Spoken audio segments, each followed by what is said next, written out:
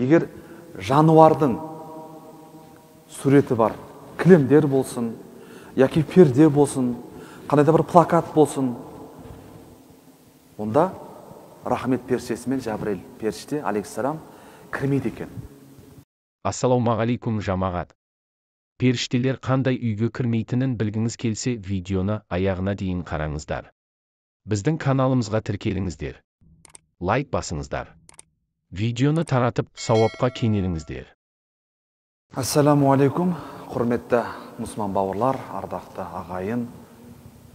Бір күнде бір хадис тақырыбында саңлақ сахаба Абу Талха радиаллаху анхудың риуаят еткен хадисінде Алла Расулі Мұхаммед саллаллаху алейхи ва саллям періште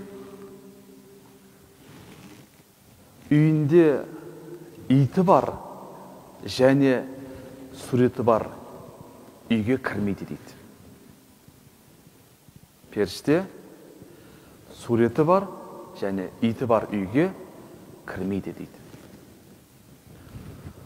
Хадистің ашықтамасында, түсіндірмесінде, екінші бір хадисте бір күні пайғамбарымыз Жабірейіл періштемен уағдаласады, келіседі. Алайда Жабірейіл періште сол жерге келмей қояды. Біршама уақыт күтеді. Содан пайғамбарымыз саллаллаху алейхи ва саллям жан-жағына қараса, бір орындықтың астында күшік жатыр екен. Айша анамызға дереу мынаны кім кіргізді, қашан кірді деп сұрайды. Сонда Айша анамыз радиаллаху анха, валлахи, менің бұдан ешқандай хабарым жоқ, мен білмеймін дейді.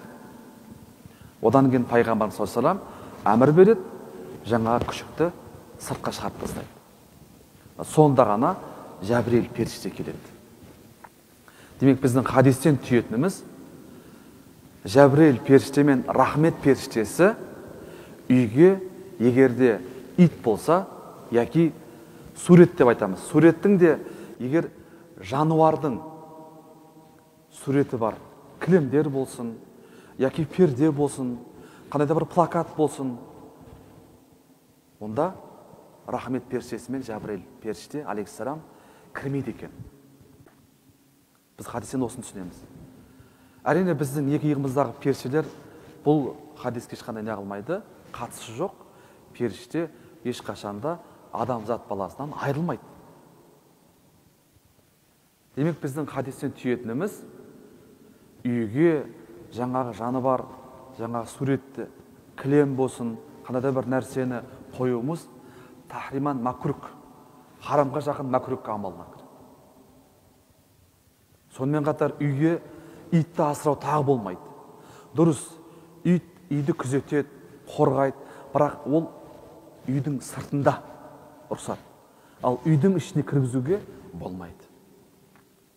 Ал үйдің ішіне кіргізетін болсақ, онда рахмет періштесі кірмейді. Рахмет періштесі кірмеген жерде шайтан өзінің несін алады? Ордасын құрады. Сондықтан да құрметті мұсылман бауырлар, бұл бізге пайғамбарымыздың үйреткен кеңесі. Алла Тағала баршамызды өзіне лайықты құл, пайғамбарымызға лайықты үмбет болуды нәсіп етсін. Уахру дауана анелхамдулилlah.